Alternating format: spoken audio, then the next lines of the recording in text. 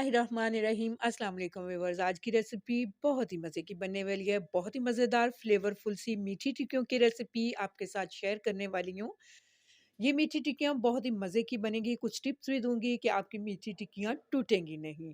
इन मीठी टिक्कियों को बना के आप बच्चों को लंच बॉक्स में दे सकते हैं या फिर शाम की चाय के साथ इसे स्नैक्स के तौर पे भी खाया जा सकता है। तो रेसिपी को पूरा वॉच कीजिएगा। तो चलिए व्यूअर्स स्टार्ट करते हैं। यहाँ पे देखिए मैंने लिया है एक बाउल। इसमें मैंने डाल दिया मेजरिंग कप से माप करके मैंने 2 कप भर के मैदे के डाल दिए हैं। बहुत ज़्यादा दबा के इन कप्स को मैंने नहीं भरा था, बस ऐसे ही मैदा इसमें डाल के 2 कप मैंने मैदा ले लिया है।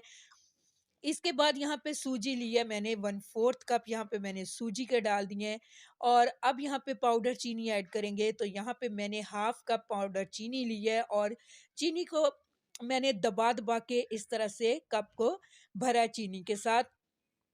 और अगर आप इसमें बहुत ज़्यादा मीठा पसंद करते हो तो चीनी की क्वांटिटी को थोड़ा-सा ज़्यादा भी कर सकते हैं। यहाँ पे इलायची पाउडर डाल दिया मैंने हाफ टी स्पून, 3 टेबलस्पून भर के यहाँ पे मैं सफ़ेद तिल डाल दूँगी और यहाँ पे मेरे पास है डेसिकेटेड कोकोनट, तो ये मैंने इसमें डाल दिया है 1/4 कप। सभी चीज़ों को मिला लेंगे।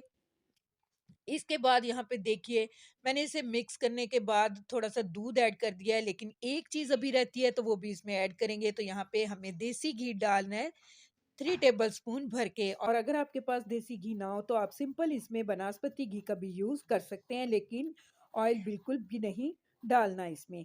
तो यहाँ पे देखिए थोड़ा-थोड़ा सा दूध इस तरह से डालते हुए हमें बहुत ही अच्छा सा बेहतरीन सा इसका डो रेडी कर लेना है।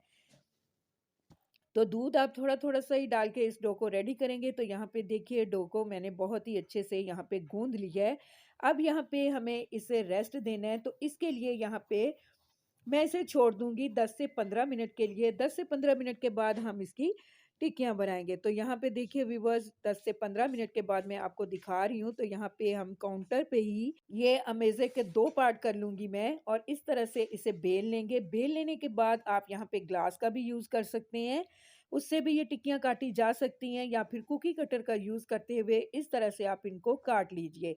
एक्स्ट्रा जो बैटर है उसको हम निकाल देंगे और एक फोक की हेल्प से इसके अंदर हम इस तरह से मार्क लगा देंगे। मार्क इसके लिए लगाएँगे कि टिक्कियाँ फूले नहीं, क्योंकि अगर आप ये नहीं लगाएँगे तो आपकी टिक्कियाँ फूल जाएँगी और उसमें क्रैक भी आ सकते हैं।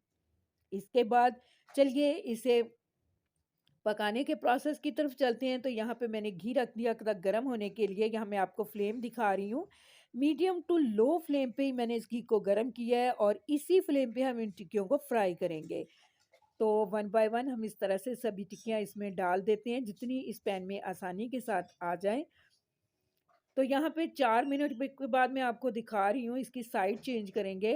देखिए बहुत ही प्यारा-सा कलर आ गया है और इसी तरह दूसरी साइड से भी इसे पकने के लिए हम छोड़ देंगे।